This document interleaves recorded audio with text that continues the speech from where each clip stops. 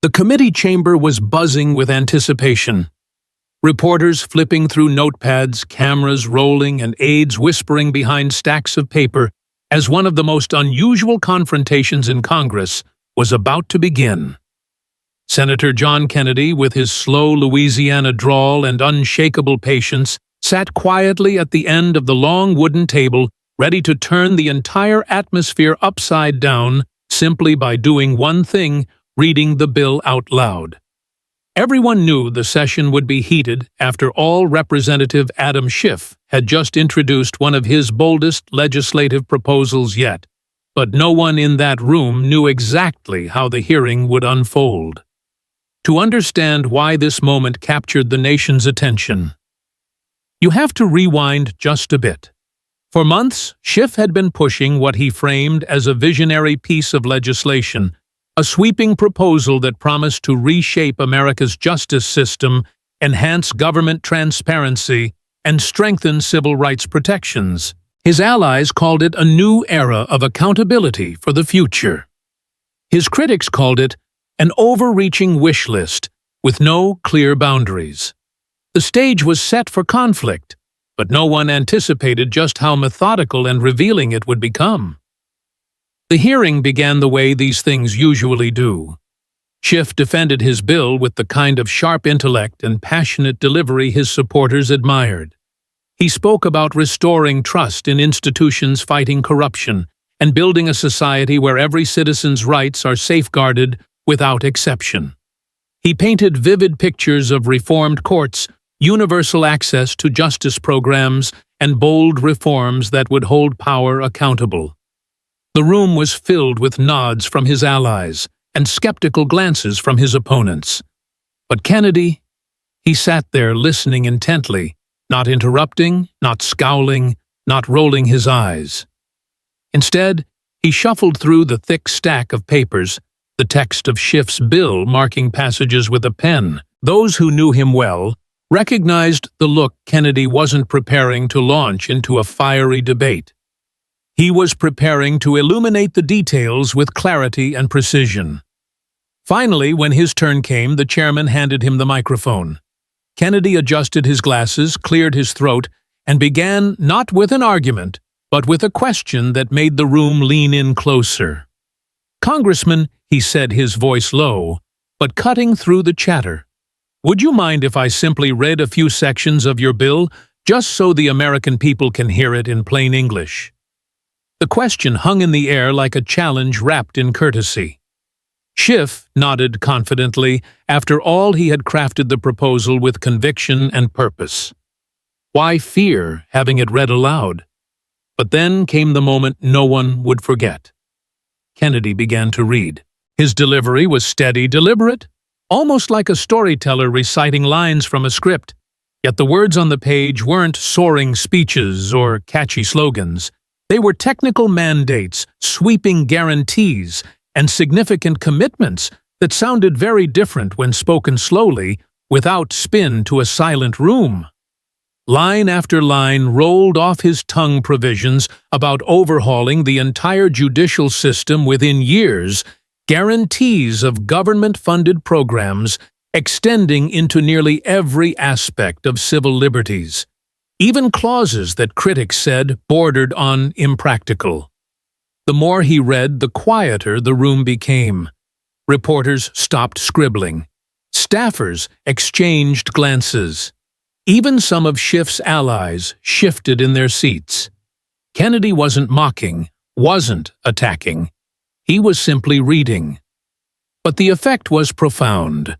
What looked inspiring in a press release sounded overwhelming in plain speech. What felt ambitious in a rally sounded burdensome under the fluorescent lights of Congress. And then, with perfect timing, Kennedy paused. He looked up, his eyes sweeping across the silent room, and let the words sink in. It was in that silence, the silence that followed Schiff's boldest proposal, being spoken aloud without embellishment, that everyone realized something unforgettable had just happened. The bill wasn't being debated. It was being revealed. Kennedy lowered the stack of papers for just a moment, letting his first round of words settle in the minds of everyone listening. He didn't raise his voice, didn't wave his hands, didn't launch into an angry tirade. Instead, he leaned back slightly in his chair, folded one page over another, and with the calm patience of a seasoned lawmaker, said softly, "Let's keep going, shall we?" And he did. This time the words grew heavier. He read a section that promised comprehensive reforms for those unable or unwilling to navigate the system alone. The phrase rolled off his tongue slowly, each word separated by just enough pause to give the audience time to process it. And sure enough, whispers began. Some in the crowd murmured under their breath. Others shook their heads in disbelief. The phrase buried in the bill's text had suddenly become a focal point in real time. Schiff leaned forward, his expression tightening. He raised his hand as if to interject, but Kennedy wasn't grandstanding, he was quoting. It's hard to argue with your own words when they're being read aloud directly from your proposal. Next, he read passages about retrofitting oversight mechanisms in every branch of government, eliminating outdated practices in favor of digital transparency alternatives, and guaranteeing education on rights, legal aid, housing protections, and even basic access as fundamental government promises. Each sentence was read in that same slow Louisiana cadence, where the power wasn't in what he said, but in how plainly he said it. What made the moment extraordinary wasn't that Kennedy was exposing something no one had seen before everyone had access to the bill. It was public, but few had ever sat still and heard it read aloud line by line, stripped of slogans and catchphrases. Hearing it in that setting made the promises sound less like visionary goals and more like expansive demands. At one point, Kennedy looked up from the text and offered a brief comment. Not a debate, just an observation. "Now, I don't mean to be unkind here," he said, his voice even and polite. "But if I'm reading this right, we're talking about reimagining the entire United States justice system within a short time frame. That's like promising to rebuild the foundations of democracy overnight, except you want to do it without a clear blueprint." The room stirred not in laughter, not in applause, but in stunned murmurs. The analogy hit hard. Reporters' pens scratched furiously. Cameramen zoomed closer. Schiff finally leaned toward his microphone. His voice was sharp, determined. He insisted that Kennedy was cherry-picking, that the bill represented a bold vision for justice and accountability, not a list of impossible tasks. He argued that critics always mock big ideas before they become history. But Kennedy didn't flinch. He simply nodded, returned to the paper, and kept reading. Another line, another sweeping guarantee, another silence falling over the room. With each passage, the atmosphere shifted. What had started as a showcase for Schiff's vision was now turning into a public examination of his own words. The contrast was undeniable, one lawmaker speaking passionately in broad strokes, the other calmly reciting the details with no filter, no spin, just plain ink on paper. It was a strategy so disarmingly simple that it felt brilliant. Kennedy didn't need to insult. He didn't need to posture. All he had to do was keep reading, and the weight of the bill would do the heavy lifting for him. By the time he set down the next page, the silence was deafening again. Schiff's allies were shifting uncomfortably. His opponents were nodding subtly, and the American people watching at home had only one thought: if the bill sounds as expansive when read out loud, and the silence speaks louder than any argument ever could. How would it ever work in practice? Kennedy looked up, adjusted his glasses, and gave a faint smile. He hadn't finished, not by a long shot. Kennedy flipped to another page, this one marked with more scribbles and underlines than the rest. He tapped the paper lightly with his pen, the sound echoing just enough in the microphone to draw everyone's eyes back to him. He didn't rush. He let the silence build because silence in that moment was his ally. Now here's the part Kennedy said slowly, where things get really interesting. The audience leaned forward. Even Schiff sat straighter, bracing himself. Kennedy cleared his throat and began again, his tone flat, almost clinical, like a teacher reading through a homework assignment. This proposal would require large-scale investment in judicial infrastructure, transparency tools, civil rights, enforcement, sustainable legal reforms, and universal access programs with no clear funding mechanism identified. He paused, looked up, then gave one of his trademark half-smiles. Translation, he said, it costs money. A lot of it. The remark earned a ripple of murmurs from the audience, nervous murmurs, the kind that happen when everyone knows the point is cutting deeper than surface level. Kennedy didn't linger. He pressed on, flipping through estimates that have been floated by economists, think tanks, and fiscal analysts. One estimate puts the cost north of trillions over the coming years, Kennedy said. That's trillions with a T. He leaned back and let the number hang in the air. Trillions more than the size of major national budgets combined. Kennedy tilted his head, his voice softer now, but no less sharp. To put that in perspective, Congressman, if every man, woman, and child in this country wrote you a check today, every single one of us, we'd each have to cough up a substantial amount just to get started. Now, I'm no math professor, but I don't see that happening without careful planning. The room broke again, not in loud applause, but in those small bursts of disbelief that ripple through a crowd when someone drops a statistic that can't easily be ignored. Schiff gripped his microphone. His response came quickly, passionate, practiced. He argued that the cost of inaction on justice reform would be far greater than the cost of his bill. He said lives were at stake, that future generations would pay the real price if Congress refused to act boldly. His words had power, but Kennedy wasn't trying to outmatch his passion. He knew passion was Schiff's strength. Instead, he played to his own simple, relatable logic. He nodded respectfully as Schiff spoke, then raised his hand slightly to continue. "Congressman, I don't question your intentions," he said evenly, "but I do question the details, because if this bill doesn't say how it'll be paid for, then it's not a plan. It's a hope." The line landed like a gavel strike, clear, undeniable, memorable. Kennedy picked the papers back up, running his finger down another section. "And unless I missed it," he said, "I don't see a funding mechanism spelled out anywhere in here. No tax structure, no revenue breakdown, just big promises written in bold ink." He set the papers back down, folded his hands, and looked across the table at Schiff. The silence that followed wasn't just about what had been said.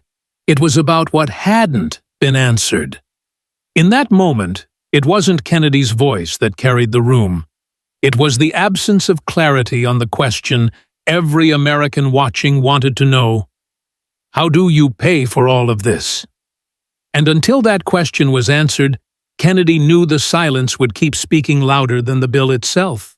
The silence that followed Kennedy's words was thick, almost tangible, as if the room itself was holding its breath, waiting for the next move in this unexpected showdown.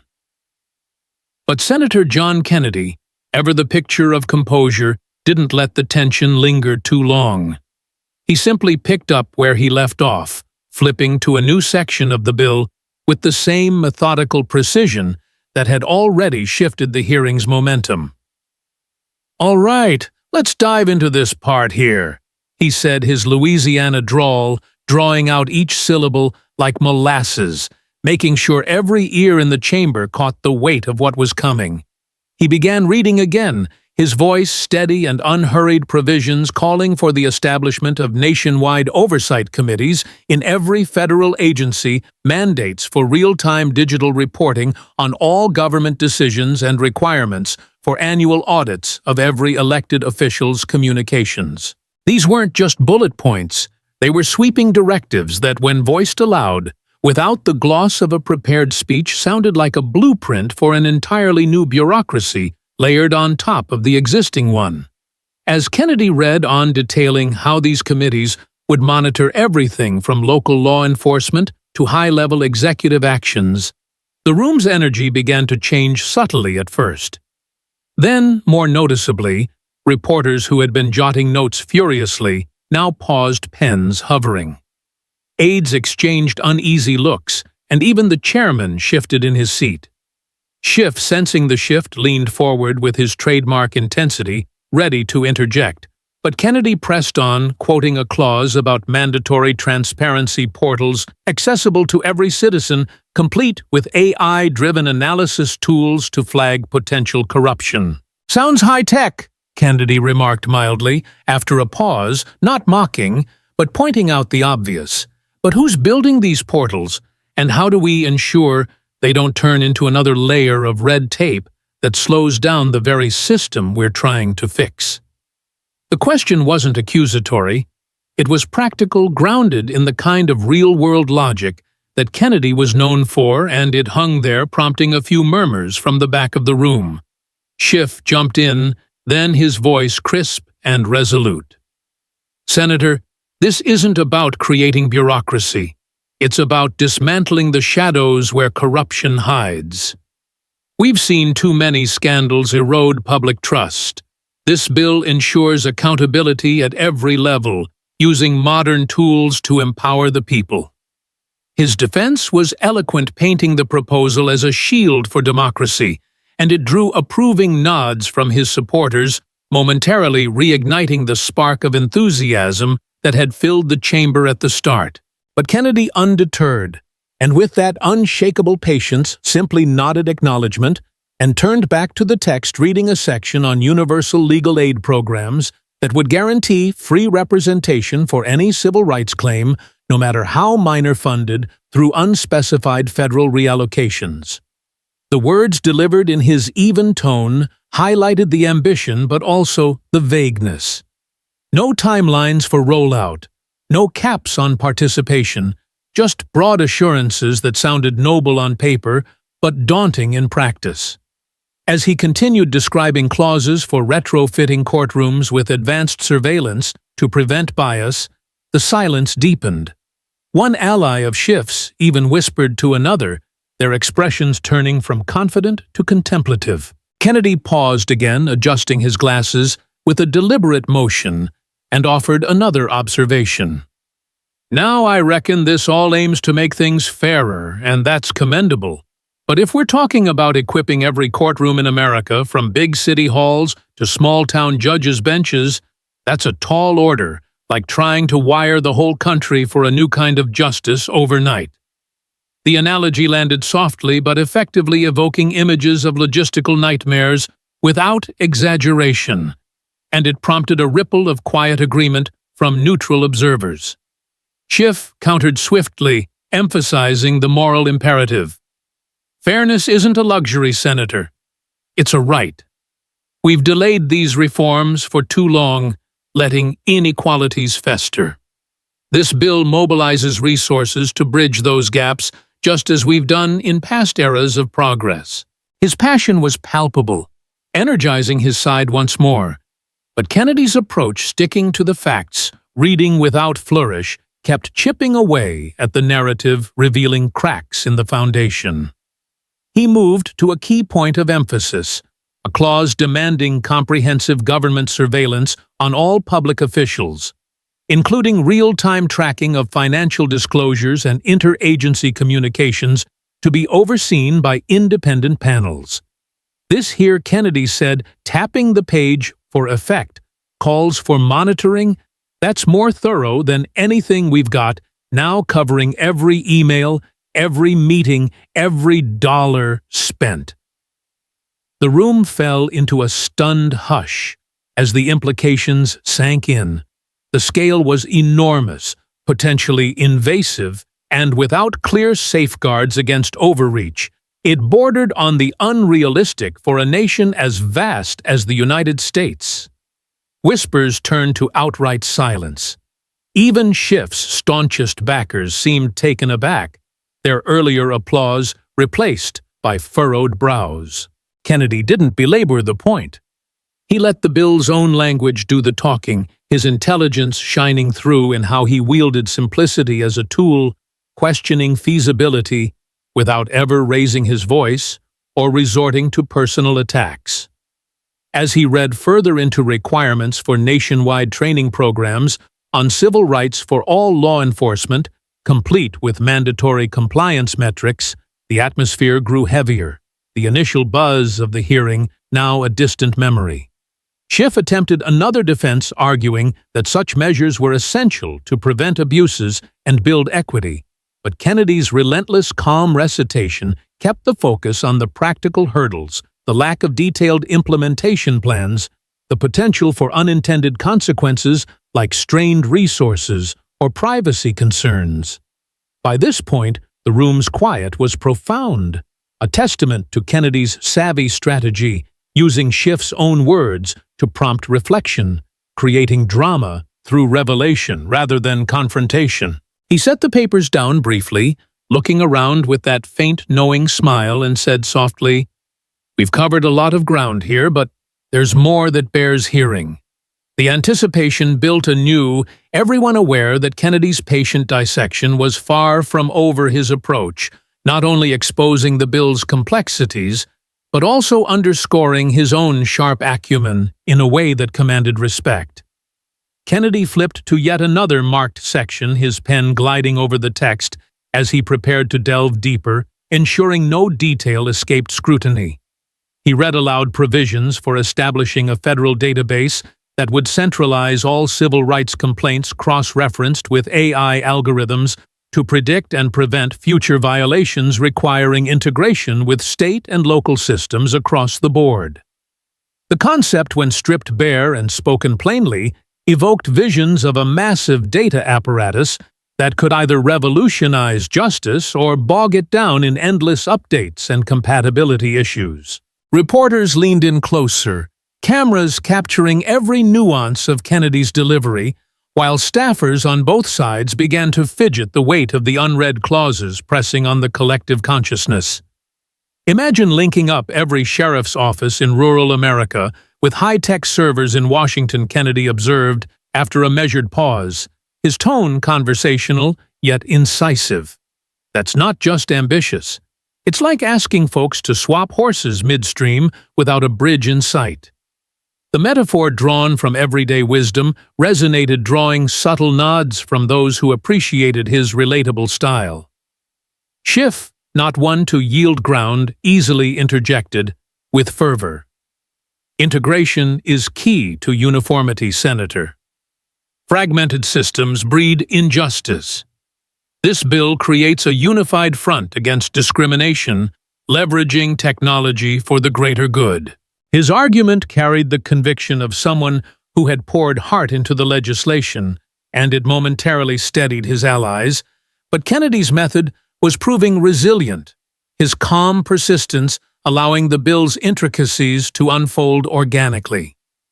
He continued reading, highlighting a clause on mandatory diversity audits for all judicial appointments, with enforcement tied to federal funding streams, no exceptions for smaller jurisdictions. The room's silence amplified each word, making the mandates feel more immediate, more tangible, as if the paper itself was coming alive under Kennedy's scrutiny. One particularly bold provision called for real-time public access to ongoing investigations, anonymized but detailed enough to allow citizen oversight, a double-edged sword that could foster transparency or invite chaos through misinformation. Kennedy let that one sit for a beat longer, his eyes scanning the chamber before commenting gently, "Transparency's a fine thing, But without ironclad protections, this could turn every case into a public spectacle, like putting a fishbowl over the courthouse. The image stuck, prompting a few hushed conversations among observers, and Schiff responded by underscoring the need for public involvement. The people deserve to know how their government operates. Senator, secrecy has shielded wrongdoing for too long. This empowers accountability. Yet, as Kennedy forged ahead, reading sections on expanding civil rights education into every public school curriculum with federal oversight on content and delivery, the cumulative effect was building. What started as visionary now appeared labyrinthine, each layer adding to the perceived burden. His intelligence was on full display, not through bombast, but through this deliberate unveiling, forcing the room to confront the bill's breadth without distraction. The murmurs grew sporadic, the initial energy dissipating into thoughtful quiet, as Kennedy's strategy continued to weave its spell, turning the hearing into a masterclass in measured discourse.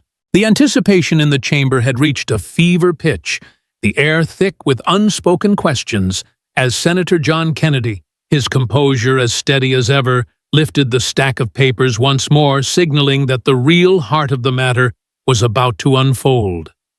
With a subtle nod to the room, he flipped to a heavily annotated page, his Louisiana drawl cutting through the hush like a gentle but insistent breeze. Now, folks, this is where the rubber meets the road. Let's talk about the price tag on all these grand ideas. He began reading with deliberate clarity, quoting a provision that outlined the massive funding required for the bill's implementation, billions upon billions for new oversight. Infrastructure, digital transparency systems, universal legal aid, expansions, and nationwide training programs, all without a specified revenue source beyond vague references to federal reallocations and potential partnerships. The numbers, when spoken aloud in his unhurried tone, hit like a thunderclap, estimates from independent analysts pegging the total cost in the trillions over the next decade, dwarfing even the largest national initiatives in recent memory. Kennedy paused, letting the figures echo, then delivered one of his trademark analogies with perfect timing. Congressman, if I'm understanding this correctly, we're looking at rebuilding the entire justice system from the ground up, and doing it without a clear way to foot the bill. That's like trying to build the pyramids by hand, except you're asking everyday Americans to haul the stones themselves. The comparison wasn't hyperbolic. It was vivid, relatable, painting a picture of monumental effort with no end in sight, and it elicited a wave of subdued gasps and headshakes from the audience, reporters scribbling frantically as cameras captured the moment. Sir Schiff. His face flushing with determination, leaned into his microphone, his voice rising with the passion that had defined his career. Senator, this isn't about costs, it's about conscience. Our justice system is broken, riddled with inequities that affect millions. Delaying action because of dollars ignores the human toll. We've invested in wars and bailouts before. Why not in fairness for our people? His words were a rallying cry, emphasizing the ethical urgency, the moral imperative to protect civil rights and restore trust, drawing fervent nods from his allies and momentarily shifting the room's energy back toward inspiration. But Kennedy, unflinching and with that unshakable patience, simply adjusted his glasses and responded in his calm, measured way. I hear you on the morals, Congressman, and nobody's disputing the need for better accountability. But good intentions don't pay the bills regular folks do, the ones scraping by in small towns and big cities alike. He dove back into the text, reading clauses that promised sweeping reforms without outlining tax increases, cuts elsewhere, or economic impacts, his voice underscoring the omissions like a spotlight on empty spaces. The room's silence began to deepen, a palpable tension building as Kennedy highlighted how these unfunded mandates could strain state budgets, overburden local agencies, and ultimately fall on taxpayers through hidden fees or inflation. One particularly striking section detailed the creation of a national civil rights enforcement agency with branches in every state equipped with cutting-edge tech and staffed by thousands. Kennedy let the description linger, then observed softly, "That's a noble goal, sure, but standing up an operation bigger than some federal departments overnight, that's not just bold. It's a burden that could crush the very communities you're aiming to help." The logic was irrefutable, grounded in practicality, and it pierced through Schiff's idealistic veneer, prompting even neutral observers to exchange glances of doubt. Schiff fired back, his tone sharpening burden. "The real burden is a system that lets discrimination thrive while we quibble over spreadsheets. This bill is about saving our democracy. Senator history shows that bold investments yield returns in justice and equality."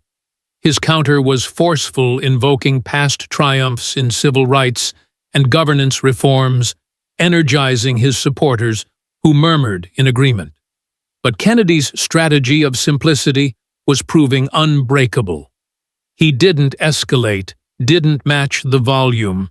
Instead, he circled back with relatable wisdom.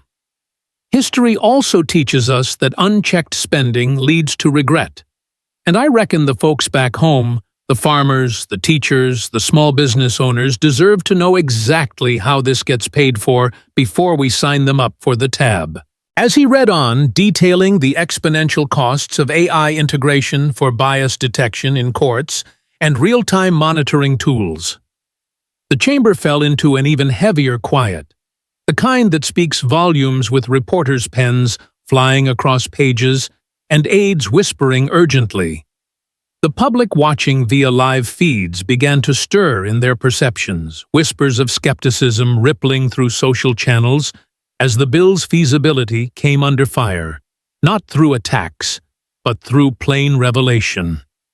Kennedy's intelligence shone brightest here, his patient dissection turning the tide without a single raised word, contrasting sharply with Schiff's fervent appeals, the passion versus practicality, creating an electric standoff that held everyone captive. Schiff tried once more to reclaim the narrative, arguing that the long-term savings from reduced lawsuits and increased trust would offset the upfront expenses. His hands gesturing emphatically, "We can't afford not to act, Senator. Inaction costs lives and livelihoods." It was a strong point, rooted in ethics, but Kennedy met it head-on, with unyielding logic. Savings down the road are fine, but what about the here and now? If this bill's as vital as you say, then spell out the funding. Don't leave it to guesswork that hits the average American in the wallet. The back and forth intensified the atmosphere, the silence between exchanges growing more profound, as if the room itself was weighing the words. Reporters captured every nuance, knowing this was headline material, while staffers on Schiff's side shifted uncomfortably, their confidence waning under the relentless spotlight of details. Kennedy, sensing the peak of the moment, paused longer. This time his eyes sweeping the chamber with a quiet authority that commanded respect, letting the cumulative weight of the unread costs and unaddressed practicalities hang like a cloud. The doubt was now tangible, the initial enthusiasm for the bill fracturing as people grappled with its real-world implications, not because of bombast, but because Kennedy's simple, sharp approach had laid them bare. The climax wasn't in shouts or drama. It was in this mounting quiet, a testament to his savvy, where the absence of answers spoke louder than any speech leaving the room in a stunned hush that foreshadowed the hearing's turning point. As Kennedy prepared to continue, the tension was unbreakable. Everyone aware that his methodical revelation had elevated the debate, highlighting the power of patience and precision in uncovering truth amid ambition. The chamber was now a crucible of silence, the weight of Senator John Kennedy's measured words settling over the room like a heavy fog, each pause amplifying the gravity of the moment. With the bill's ambitious promises laid bare, its sweeping mandates, unfunded costs, and logistical complexities exposed, through Kennedy's calm recitation, the stage was set for a conclusion that would leave an indelible mark. He lifted the stack of papers one final time, his Louisiana drawl as steady as ever, and began reading the closing clauses of Representative Adam Schiff's proposal, his voice carrying the quiet authority that had defined the entire hearing. This bill, he read, shall mobilize every level of American governance to ensure justice, transparency, and civil rights at a scale not seen since the nation's founding reforms. He paused, letting the words resonate, then looked up, his eyes sweeping the room with a knowing calm. "Congressman," he said softly, "that's a mighty big promise, like swearing to rebuild the entire country's foundation in a single term." The room remained still, reporters' pens, frozen cameras locked on Kennedy's unassuming figure as he delivered his closing salvo. To vision is a fine thing, but without a clear plan, it's just a dream, and dreams don't hold up in the real world where folks have to live with the consequences. The statement was simple, devastating, and it landed like a gavel sealing the hearing's turning point. Schiff, visibly strained, but resolute, leaned into his microphone, his voice carrying the fire of conviction that had fueled his career. "Senator, this isn't a dream, it's a necessity. Our democracy is at stake, eroded by distrust and inequality. This bill isn't just words, it's a commitment to the people, to their rights, to their future. History doesn't remember the cautious, it remembers the bold." His words sparked a flicker of applause from his allies, a brief rally of support. But the energy felt fragile, overshadowed by the lingering doubts Kennedy had sown. The contrast was stark, Schiff's soaring rhetoric against Kennedy's grounded pragmatism, and the room seemed to sense which was cutting deeper. Kennedy didn't flinch. He nodded respectfully, his hands resting on the neatly stacked papers, and responded with a quiet clarity that carried more weight than any shout. "Congressman, I admire your heart. But the folks back home don't live on promises. They live on paychecks, on budgets, on systems that work. And this bill, as I've read it, doesn't tell them how it'll deliver without breaking their backs." The room fell into a silence so profound it seemed to echo a testament to Kennedy's ability to wield simplicity as a weapon, letting the bill's own words unravel its feasibility. He didn't stop there, though. With a gentle tap of his pen on the papers, he read one final clause outlining a vision for a national network of civil rights monitors, each equipped with federal authority to intervene in local jurisdictions, an idea that sounded noble in theory, but colossal in scope. This, Kennedy said, his tone almost conversational, means putting a federal hand in every town hall, every sheriff's office, every courtroom across America. Now, I'm no expert, but that sounds like trying to herd a million cats with a single whistle. The analogy drew a ripple of chuckles, not mocking but reflective, as the image of bureaucratic chaos sank in. Even Schiff's supporters couldn't fully mask their unease, their earlier enthusiasm tempered by the sheer scale of what had been laid bare. Kennedy leaned back, his faint smile signaling he was nearing the end, and delivered his final observation. "Look, nobody's saying we don't need reform. But when you promise to overhaul everything at once without a clear way to pay for it or make it work, you're not legislating, you're wishing. And the American people deserve better than wishes when their taxes, their communities, their lives are on the line." The silence that followed was not just heavy, it was suffocating, a collective realization that the bill's ambition might outstrip its practicality. Schiff made one last attempt to reclaim the narrative, his voice rising with urgency. "Senator, The cost of doing nothing is what we can't afford. Every day we delay, trust erodes, rights are violated, and justice slips further away. This bill is about courage, about doing what's right, not what's easy. His passion was undeniable, his hands gesturing sharply, but the room's mood had shifted irrevocably. Kennedy's relentless focus on the details, on costs, on feasibility, on the real-world impact, had turned the hearing into a public reckoning, not of Schiff's character, but of the bill's foundations. Kennedy gathered his papers, stacking them with deliberate care, and leaned into the microphone one last time. Congressman, courage is good, but clarity is better. If we're going to change the country, let's start by being honest about how we'll do it, who'll pay for it, and what it'll mean for the folks who keep this nation running. With that, he rose from his chair, papers tucked under his arm, and walked out, leaving behind a chamber that felt like it had been struck by a quiet storm. The cameras caught every angle Kennedy's calm departure, Schiff's taut expression, the stunned faces of aides and reporters. Clips of the moment would dominate the news, sparking debates across the nation, with some praising Schiff's vision and others marveling at Kennedy's surgical precision. The lesson of that day was clear, and it was one with lasting educational value in the arena of governance. Bold ideas are only as strong as their execution. Kennedy's approach, patient, respectful, rooted in the text itself, showed that true leadership lies not in grand promises, but in transparent accountability. He didn't need to shout or disparage. He let the bill's own words read plainly, reveal its challenges, urging everyone to think critically about what they endorse.